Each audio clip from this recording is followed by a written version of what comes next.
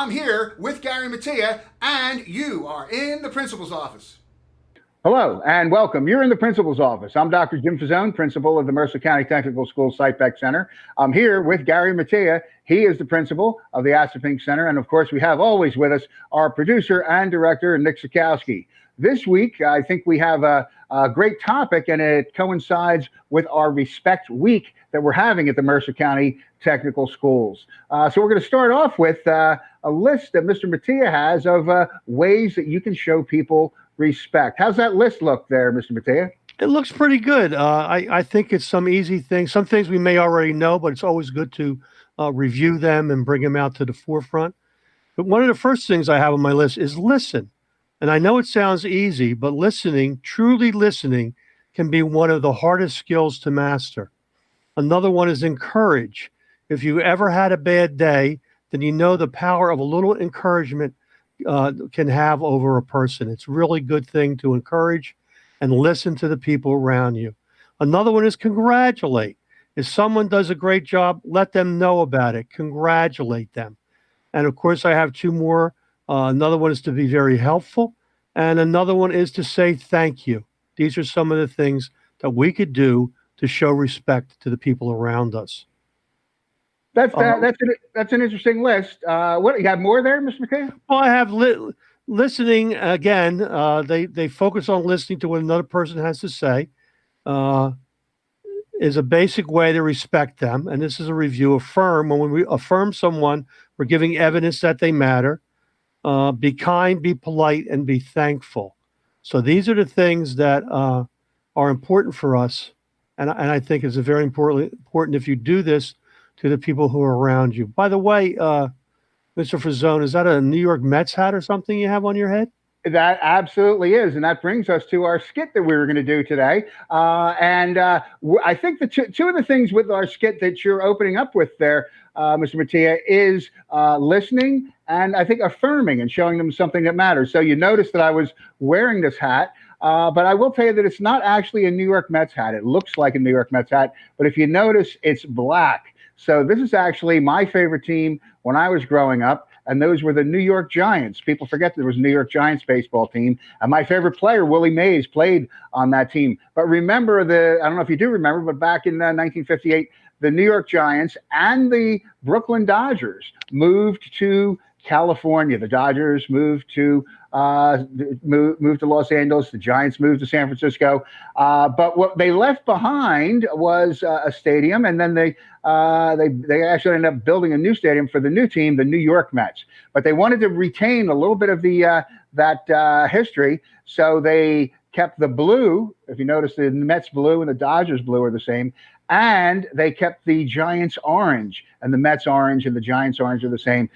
So that's the reason the New York Mets kept the color orange. Plus, they also kept the insignia that looks the same with that NY. And so, Dr. Fazon, that's some really interesting information, and some things I didn't know about. But that's something that's very interesting, and I have to tell you. That's a couple pieces of baseball history that I was not familiar with. So that's a great job. I appreciate you sharing that with me. So you can see as Mr. Matia is affirming that he listened the whole time I was talking. He affirmed what I had to say, and he was saying something nice about me. So I'm going to try. It's my turn now. In our skits that we're having today, but they're probably personal too. Mr. Matia, I remember when I was a principal at the Cruiser School, your son was in 5th grade, and he broke the lunchtime touchdown record by scoring 5 touchdowns. I used to play quarterback, and he was the receiver. And it was when he scored that last touchdown, the buzzer rang for time to go in. It was just like a great moment, kind of like at the end of a Super Bowl. For us, certainly at the Cruiser School. So I haven't seen him in a while. How's he doing now? Well, first of all, thanks for reminding me of that. That was something that to this day was very special to him. So I greatly appreciate it. Greatly appreciate the way you reached out to him to affirm the fact that he's had some decent athletic ability. And currently he now is a Mercer County Sheriff's Officer and enjoying every minute of it.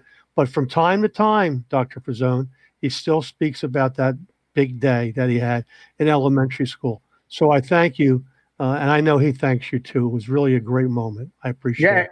it absolutely was a great moment. I coached a lot of sports over the years, but that's just one of the fondest memories I have of sports at all. So, what else can we tell our students so that they can they saw the skits so that they can be respectful to each other, respectful to their parents, respectful to their teachers? We have any other tips that we can go Well, over here? I have something based on the spelling of respect, so I thought I Oh, would share that with you. great. R, remember basic kindness. E, encourage others. S, stand firm to your convictions. P, play fair and smart. E, extend a helping hand. C, cause no harm. And T, think before you speak. Wow, that's the biggest one there. Think before you speak.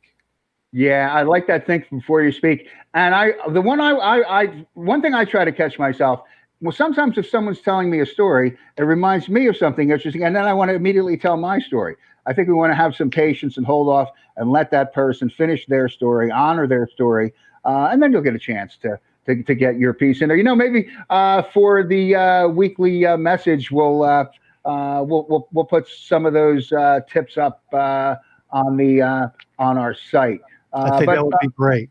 all right. Anything else, or did we I think we wrap it up here? that's pretty much it for me, Dr. Fazon. Okay, and thank you for everything you do for the show, Gary, and thank you also, Nick, for everything you do for the show, and for all of us here at the principal's office. We will see you next week in another episode of the principal's office. Bye bye.